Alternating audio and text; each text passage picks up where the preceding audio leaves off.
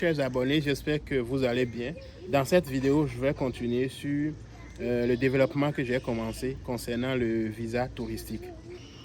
Si actuellement, vous êtes déjà dans le projet de faire une demande de visa touristique, écoutez-moi très bien. Si vous l'avez déjà en main, écoutez-moi aussi très bien. Si vous êtes déjà ici aussi, écoutez-moi bien, ça va être utile pour vous. D'abord, j'ai dressé le portrait de ces touristes qu'on voit ici, de ces visiteurs qu'on voit au Canada. Il y a des visiteurs libres, il y a des visiteurs de pays qui ont un niveau de vie semblable, niveau économique semblable au Canada. Il y a des visiteurs qui sont là pour visiter la famille. La famille, on ne peut jamais empêcher les gens d'aller visiter en réalité les parents, les soeurs, les frères, même des amis, c'est ça. Maintenant, on voit qu'il y a beaucoup de visiteurs d'une autre catégorie. C'est des visiteurs qui n'ont personne ici et qui viennent pas des pays semblables à ce pays, des pays africains. Et ces gens-là ont aussi l'intention de rester, de trouver un emploi parce que le gouvernement le permet désormais d'obtenir un emploi pour pouvoir changer de statut. Donc, ils sont là, ils vont changer de statut. Mais écoutez, si vous êtes encore à l'extérieur du Canada, ceci, ça va être important pour vous. Le coût de vie, essayez de comprendre, de connaître le coût de vie ici. Qu'est-ce que ça coûte, la vie? Comment longtemps vous pouvez rester en bloc au Canada? Vous voyez, vous avez un visa 6 mois, vous avez un visa visiteur de 10 ans même, comme je le disais la dernière fois. Vous ne pouvez pas rester plus de 6 mois ensemble. Quand vous dépassez 6 mois, vous tombez dans l'illégalité. Et c'est ça, je ne vous souhaite jamais. Faites vraiment attention, faites tout pour ne pas tomber dans l'illégalité. Pour moi, la liberté, elle est fondamentale. Et comme je le dis toujours, si l'humanité s'entend pour dire que la meilleure façon de priver, de punir quelqu'un qui a commis un crime est de le priver de sa liberté, ça veut dire que la liberté elle est fondamentale. Ça veut dire que la liberté est quelque chose de primordial pour un être humain. Et si vous tombez dans l'illégalité, vous risquez de perdre votre liberté. Et là, je vous le dis, ce ne sera pas facile. Dans un premier temps, regardez très bien au coût de vie. Avant de prendre votre billet d'avion, même si vous avez le visa en main, assurez-vous de là où vous allez résider, de ce que vous allez manger, combien ça coûte le logement pour au moins un budget de 6 mois si vous voulez rester évidemment et chercher de l'emploi tout le temps.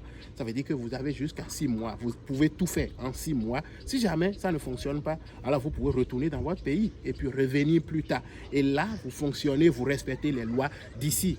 Mais si vous arrivez et qu'en 6 mois, vous réussissez à vous trouver un emploi, on ne sait pas exactement quand, pendant votre séjour, peut-être c'est dans le premier mois, deuxième, ça pourrait être dans le 6e mois, mais c'est dans le 6e mois, vous aurez déjà passé 5 mois et 5 mois à vous loger, à vous nourrir. Combien ça va vous coûter? Calculez tout ça là.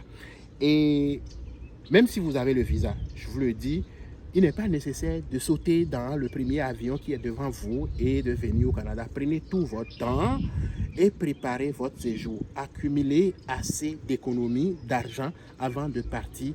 Et là, vous gardez en tête, si jamais je n'obtiens pas d'emploi pendant mon séjour, je peux quand même vivre, survivre, résider ici pendant 5 mois, pendant 6 mois, sans nécessairement aller contre la loi, ce que les interdictions de ce pays. Et voyez, il y a toutes sortes de propositions que vous pouvez avoir en arrivant au Canada.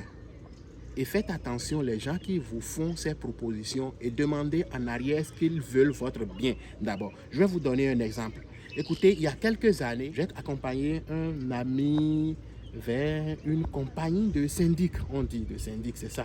Et ce sont ces gens-là qui regardent avec vous votre dossier et qui essayent d'analyser si vous n'êtes plus capable de solder, et vous pouvez déclarer faillite. Vous pouvez demander à tomber en faillite et là, vos dettes seront éliminées, effacées. Mais il y a des conséquences après. Les conséquences, c'est que vous ne pouvez plus avoir votre carte de crédit, votre code de crédit est détruit, tout. Vous ne pouvez pas faire des achats, acheter des choses exactement juste après. Donc, il faut attendre un certain temps avant de pouvoir rebâtir son crédit, avant d'acheter une maison, une voiture, ces choses-là, à moins que vous achetiez au comptant. Et il y a des choses que vous ne pouvez pas acheter ici au comptant. Mais devant l'agent de syndic, qu'est-ce qui s'est passé? Il m'a proposé de déclarer faillite aussi. Alors que je n'ai jamais demandé à cette personne que j'avais un problème. Je n'avais jamais dit, je ne peux plus payer mes cartes, je ne peux plus payer les dettes que j'ai.